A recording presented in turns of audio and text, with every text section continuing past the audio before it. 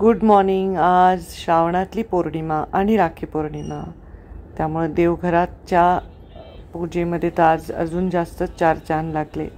मी सकाळी उठून डोक्यावरनं स्नान वगैरे करून मंगल कलश वगैरे स्थापन केला. आज श्रावणातला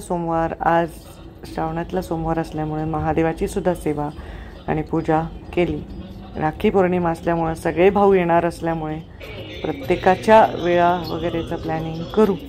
मी आपली छान तयार होऊन बसली आणि धनंजय माझा भाऊ आला. बऱ्याच वर्षांनी राखीला आम्ही एकत्र होतो. प्रीतम, यशस्वी, सगळा परिवार, माझा मुलगा, तिचा मुलगा, असं आम्ही सगळे एकत्र आलो. मी धनंजयला राखी बांधली, प्रीतमनीही राखी बांधली, यशस्वीनीही राखी बांधली. मग आमचे महादेव जानकर देखील माझे बंधू आले, जे न चुकता गेले 1 दशक राखी बांधून आम्ही हा राखी पौर्णिमा सण साजरा करतो. तेही आले. त्यांनी तिघी बहिणींकडनं राखी बांधून घेतली आणि आजचा दिवस असा छान पार पडला. माझे मानलेले भाऊ, माझे भाऊ असे मिळून सगळे राखीला येतातच.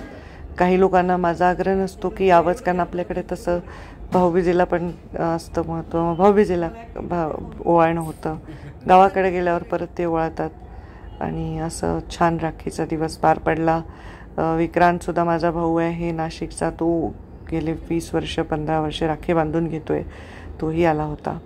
आणि आज मेन असं झालं की आज स्वामी समर्थांच्या पादुका देखील माझ्या घरी आल्या.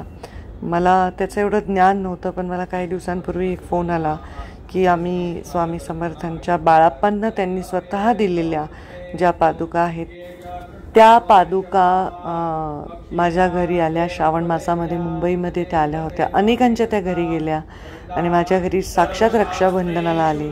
स्वामींचीही रक्षा मला प्राप्त झाली. श्री स्वामी समर्थ. छान सर्व पार पडलं ईश्वराच्या कृपेने. कधी कधी स्वतःहूनच योग येतात मला. माझ्या बहिणी पण आल्या होत्या खास्यासाठी आणि आई आली होती. छान असा दिवस गेला. आज सुट्टी मारलेली होतीच, पण देवाने भरपूर सेवा करून घेतली, भरपूर काम केलं. आता मी खूप थकलेली आहे.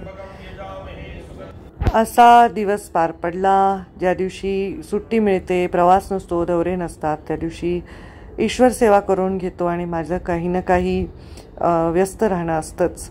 उद्यापासनं दौरा, परवापासनं मतदारसंघ परळी आणि मग पश्चिम महाराष्ट्राचा दौरा आहे. तोही मी तुमच्याशी शेअर करेन. आजच्या दिवसासाठी रक्षाबंधनाच्या शुभेच्छा. श्री स्वामी समर्थ.